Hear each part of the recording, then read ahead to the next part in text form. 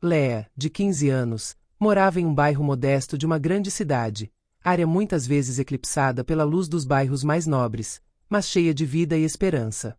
Aqui, entre os edifícios com fachadas desgastadas pelo tempo e as ruas empedradas, havia um calor humano palpável. Os vizinhos conheciam-se bem e, apesar dos desafios econômicos e sociais, aprenderam a apoiar-se mutuamente. Para Léa, esse bairro era mais do que um lugar para morar. Era uma comunidade, uma família extensa. Nestas ruas, as crianças brincavam juntas até o anoitecer. Os adultos muitas vezes encontravam-se nos bancos, partilhando risos e discussões sobre a vida, a política e o futuro. Foi lá que cresceu, num ambiente onde reinavam o amor, a solidariedade e a ajuda mútua apesar das dificuldades diárias. Porém, Léa sabia que seu ambiente não estava isento de injustiças. O racismo e a pobreza eram generalizados, e embora sua família sempre tivesse meios de se defender contra estes males, nunca foram completamente poupados. As diferenças sociais eram muitas vezes marcadas por olhares furtivos ou comportamentos inadequados. Mas Léa, graças à educação dos seus pais, nunca perdeu a fé na força da solidariedade e da dignidade humana. Seu pai, Marcos Madi, governador do estado, sempre pregou a importância de permanecer fiel aos próprios princípios, independentemente das adversidades. Marcos não era apenas um político respeitado, mas também um homem de família, sempre presente para aqueles que lhe eram próximos, mesmo durante longos dias e sacrifícios. Embora seu pai estivesse frequentemente ocupado com suas responsabilidades governamentais, Léa sempre sentiu sua presença. Ela admirava a capacidade dele de navegar nas águas turvas da política, permanecendo fiel aos seus valores. Ele a ensinou a defender aquilo em que acreditava, a nunca se deixar derrotar pelo ódio ou pelo ódio escondido sob sorrisos hipócritas. Ele incutiu nele esta sabedoria essencial. Nunca deixe ninguém fazer você duvidar do seu valor. Mantenha a sua dignidade, especialmente quando outros tentam roubá-la. Estas palavras ressoaram dentro dela em cada momento difícil. Hoje, como todos os outros dias depois da escola, Léa estava indo para casa. O céu estava coberto de nuvens cinzentas, parecendo refletir o estado de espírito que pesava sobre ela, mas ela não deixou que isso a afetasse.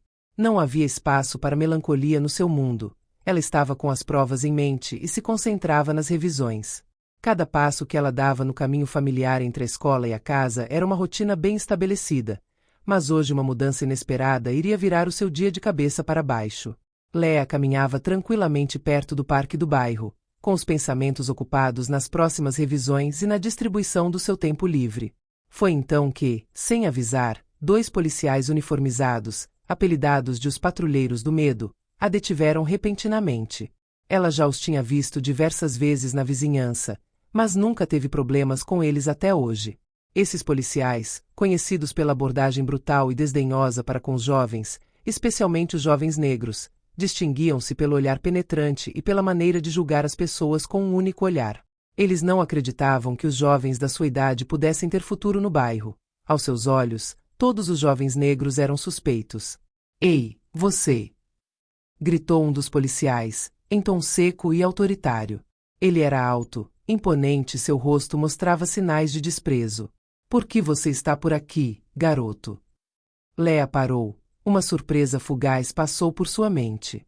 Ela estava acostumada a ser ignorada ou observada de longe, mas nunca havia sido abordada assim. No entanto, ela não se deixou dominar. Ela aprendeu, desde tenra idade, a controlar suas emoções. Este tipo de situação não foi a primeira, infelizmente. "Estou indo para casa, senhor", ele disse. Ela respondeu calmamente, tentando aliviar o ambiente, esperando que essa simples resposta encerrasse a reunião. Mas a polícia parecia ter outras intenções. Um deles se aproximou dela, seu olhar penetrante examinando seu rosto como se procurasse um motivo para acusá-la, algo que ela poderia ter feito, apenas para justificar o controle deles. Ele virou a cabeça para olhar em volta e, sem a menor hesitação, dirigiu-se a ela novamente. "De onde você é? Você não parece ser daqui. Você não parece pertencer a este bairro", disse ele num tom muito mais agressivo, como se a sua simples presença aqui, além da imagem estereotipada que tinha deste bairro, fosse uma ofensa. Léa, neste momento, sentiu uma pontada no coração. Ela entendeu o que aquele homem estava insinuando. A cor da pele, a aparência, a origem. Ela sabia que essa acusação era infundada, que o simples fato de ter uma mochila colorida e um comportamento calmo bastava para perturbá-lo. Ela se lembrou das palavras do pai novamente, preparando-se para responder com calma. Eu moro aqui, neste bairro. Essa é a minha casa bem ali. Ela apontou para onde estava hospedada, a rua no final do parque, com olhar assertivo e tom determinado. Mas isto apenas exacerbou o seu desprezo. Ah, sim? Você acha que vamos acreditar em você? Por que deixaríamos você passar aqui, hein? Tudo isso não é para você, ele respondeu em um tom ainda mais ameaçador. Depois, sem aviso, acrescentou: Vamos, mostre-me seus documentos. Lea de repente se sentiu presa. Ela sabia que nada que pudesse dizer ou fazer iria convencê-los. O seu tratamento não se baseava em factos, mas em pressupostos raciais, numa ideia preconcebida de que ela não pertencia a este bairro, de que não merecia estar ali. O peso desta injustiça apertou-lhe a garganta. Mas, apesar do medo que começou a crescer dentro dela, ela permaneceu calma. Os policiais se aproximaram, empurrando-a de leve, intimidando-a com seus gestos. Seus insultos voaram, buscando quebrar sua serenidade, mas Léa cerrou os punhos, pronta para não deixar isso acontecer. Ela se lembrou do conselho do pai, e apesar da raiva que fervia dentro dela, sabia que uma reação violenta só pioraria as coisas. Nunca deixe ninguém te derrubar. Mas mantenha sua dignidade, mesmo nos momentos mais difíceis. Léa ficou ali, sob o peso da injustiça, sentindo em cada fibra do seu ser a violência simbólica do momento. A humilhação não foi apenas física, foi um ataque psicológico, uma negação do seu direito de existir livremente, com dignidade. Ela sentiu leves tremores em suas mãos, mas seu rosto permaneceu impassível. Ela não deixaria esses policiais quebrá-la. Em sua mente, ela repetia as palavras do pai, seus ensinamentos: você é mais forte que o medo. Mas a realidade estava ali, crua, diante dela, e a dor de ser tratada assim não diminuía em nada a violência do momento. Ela não sabia quanto tempo essa cena iria durar, mas se recusou a gritar ou chorar. Gritar significaria ceder à pressão, à agressão. Chorar significaria reconhecer que ela era uma vítima, e ela não queria que isso fosse o que os outros lembrassem dela. Ela foi criada para enfrentar a injustiça com calma e dignidade. O seu pai, Marcos Madi, ensinou-lhe que a dignidade era a coisa mais preciosa que se poderia manter face à opressão.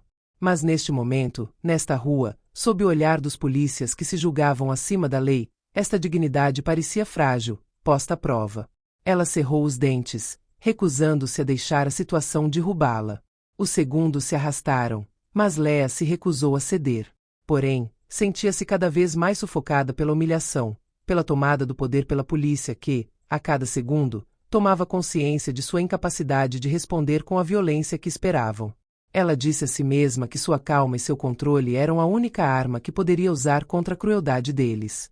Então, como um sopro de esperança, o som de um motor vibrou no ar ao seu redor. Um rugido repentino, que quebrou a tensão do momento. Um carro preto estacionou na frente dela. O som do motor parou abruptamente e a porta se abriu com um estrondo metálico. Léa virou lentamente a cabeça. Ela reconheceu imediatamente a silhueta do seu pai, Marcos Madi. Seu coração, pesado de raiva e confusão, afundou. Foi ele. Seu pai, aquele que sempre a protegeu e guiou, aquele que incorporou justiça e dignidade em sua vida.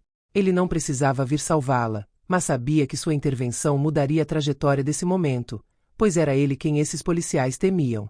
Os policiais se afastaram às pressas, como crianças apanhadas em culpa. Seus rostos, que momentos antes estavam cheios de arrogância, transformaram-se em uma expressão de medo e confusão. Eles sabiam perfeitamente quem era Marcos Madi. Seu nome carregava um peso que não podiam ignorar. Ele não era apenas o governador do estado, mas também uma voz inflexível pela justiça, um defensor dos direitos civis.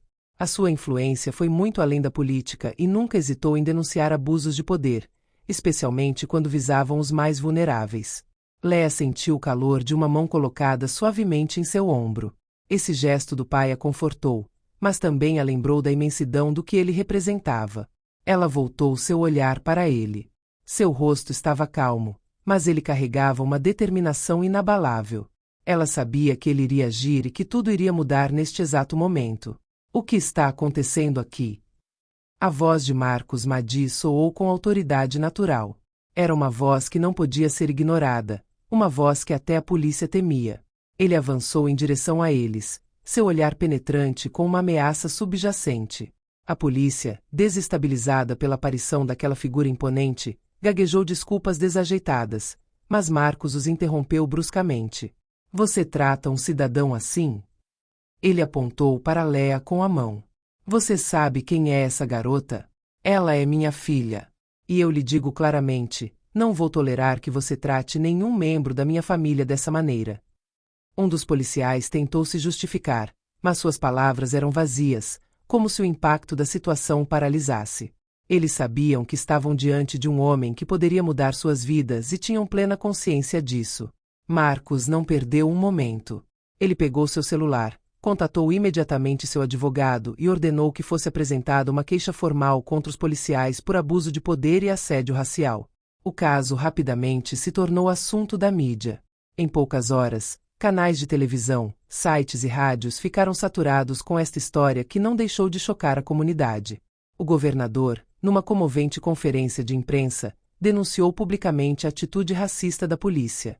Exigiu sanções imediatas, mas acima de tudo, uma revisão total das práticas policiais em toda a cidade. Para Léa, este incidente marcou uma viragem. O apoio do pai, embora imenso, não apagou a dor que ela sentia. Ela compreendeu que, embora o seu pai pudesse usar o seu poder para provocar mudanças, não era suficiente para mudar as mentalidades profundamente enraizadas na sociedade. Tivemos que ir mais longe. Era necessário educar, sensibilizar e, acima de tudo, envolver-se ativamente na erradicação do racismo a todos os níveis. Decidiu então envolver-se plenamente em associações e movimentos sociais que lutam contra o racismo e a injustiça social. Léa sabia que, mesmo que a política pudesse influenciar as leis, era nas ações diárias, nas pequenas vitórias dos cidadãos, que estava a verdadeira mudança. Ela prometeu a si mesma nunca ficar calada, fazer sempre ouvir a sua voz e lutar por um mundo onde os jovens, quaisquer que sejam as suas origens, nunca seriam tratados como ela foi naquele dia.